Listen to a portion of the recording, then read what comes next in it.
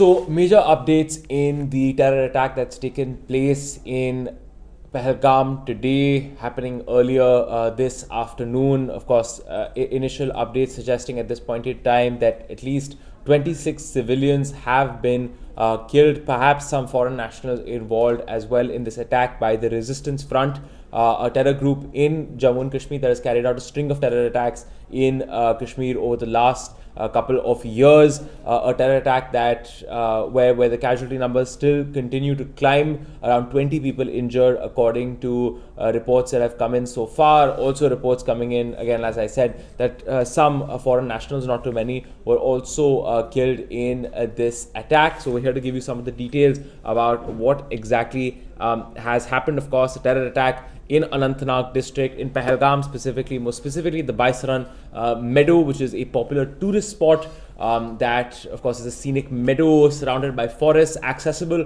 only by foot and by pony, with tourists coming in from all over India to see this scenic spot. Of course, after that there were terrorists that came out of the forests, came out towards the crowd of tourists who had come to Baisaran Meadow and fired on them, killing around 26. Those are the visuals, of course, that you have probably been seeing across any media channel. If you care to open your TV or open up your phone or anywhere, you will see those horrific visuals playing out at this point in time. We wanted to sit down and sort of explain some of the background to this, what exactly has happened, and what happens moving forward. I'm going to, we've of course described the attack itself, but I wanted to give some sense of where the situation is at this point in time. Where the situation is that the security forces at this point in time are launching a full-fledged effort to catch the assailants who were responsible for these terror attacks. Home Minister Amit Shah is in Srinagar. He's met with Chief Minister Omar Abdullah and is meeting with top security officials in the state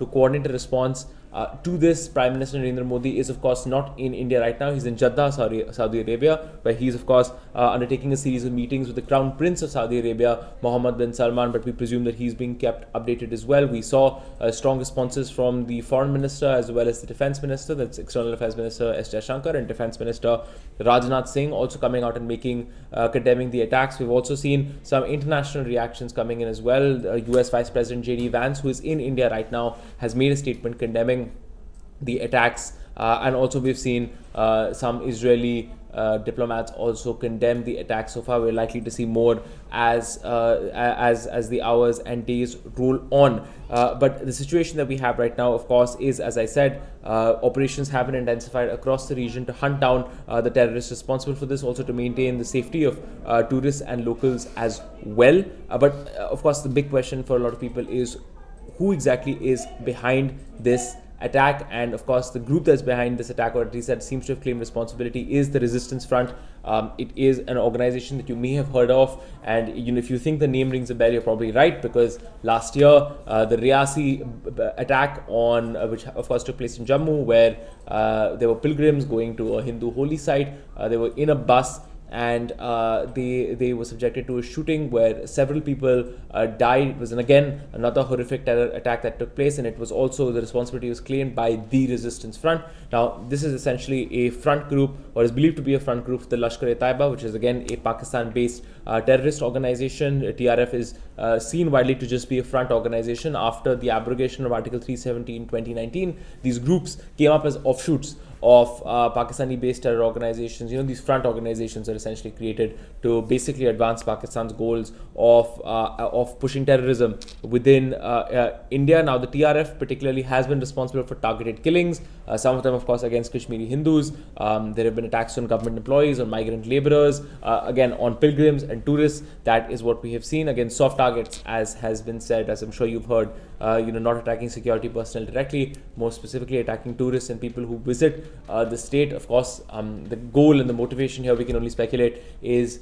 to belie the narrative and the efforts of the present government of India to assure the people of India and to assure the people of Jammu and Kashmir that Kashmir is back on track. It is normal after Article 370 was abrogated in 2019, that the issue of terrorism has been sufficiently dealt with. Of course, we're going to talk about that a little bit as well. But we can speculate that this is really the focus of the attacks, that in fact it was done very, very clearly to shatter, number one, the narrative that the US that the Union government has been pushing, that that in fact things are normal in Kashmir. Of course, this does raise significant questions about that. Secondly, of course, a lot of speculation that this is taking place right as US Vice President J.D. Vance is also in India. He's on a 4-day visit in India. Tomorrow he's expected to go to Agra, and there is a lot of speculation that in fact it is this visit by J.D. Vance that sparked the timing of this particular attack.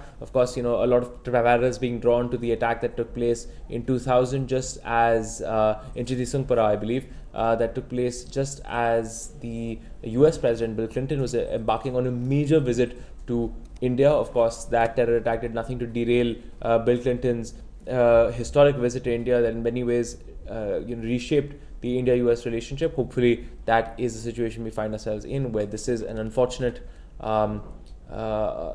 situation that does not, however, distract from the fact that India seems to be in a global position today where it can attract someone like a J.D. Vance. America, that used to be such a close partner of Pakistan, now of course wanting very little or nothing to do with Pakistan, even as the Indian Prime Minister is in Jeddah in Saudi Arabia, working very closely to establish a relationship with a country that again Pakistan prides itself as being an Islamic brother of, that's Saudi Arabia, which has also provided so much military and financial support for Pakistan in recent years, but of course making clear again that India has so much more global clout at this point in time than Pakistan. Pakistan, of course, trying to distract from that with this terror attack. What I mean to say is that hopefully, just as the 2000 terror attack, this one also turns out to be one that frustrates Pakistan's overall strategic objectives, that drives home that in fact India's diplomatic outreach, its increased presence in the world, is not something that can be derailed by a terror attack. It only reflects, as it does, on Pakistan's own sponsorship of terrorism. That is, of course, a little bit of about the TRF. We know the TRF is also, like I said, we've seen a string of terror attacks in Kashmir over the last 2 years, this year as well as last year, and there have been significant questions being raised now about the security strategy that has been employed by the government, whether there were claims of normalcy made that should not have been made. Of course, those are questions that will have to be answered over the next couple of days and weeks and months, as of course security experts much more knowledgeable than myself will come in and debate exactly those questions about security preparedness, about whether India has taken the challenge of terrorism seriously enough in the last couple of years, precisely because it was also at the same time trying to project an image of normalcy to the world and also to people more broadly in India. That is where we are at this point in time. Of course, we're also seeing candle marches. We're also seeing political parties come out in Kashmir against these attacks. We're seeing locals come out in big numbers trying to push against these terror attacks, because of course they will be the ones most impacted by increased security, reduced tourism flows, and so on. That is what we have for you at this point in time, in terms of who's behind the attack, where all the key players are in terms of the security forces, in terms of the Home Minister, in terms of the Prime Minister, what the big international reactions have been. There are few at this point in time, but of course it's now morning, of course, in America and the Western world, and we should be seeing some more reactions coming in from governments all over the world as they grapple with this latest terror attack. Thank you so much for joining us here on India Today Global. We were able to give you hopefully some more updates.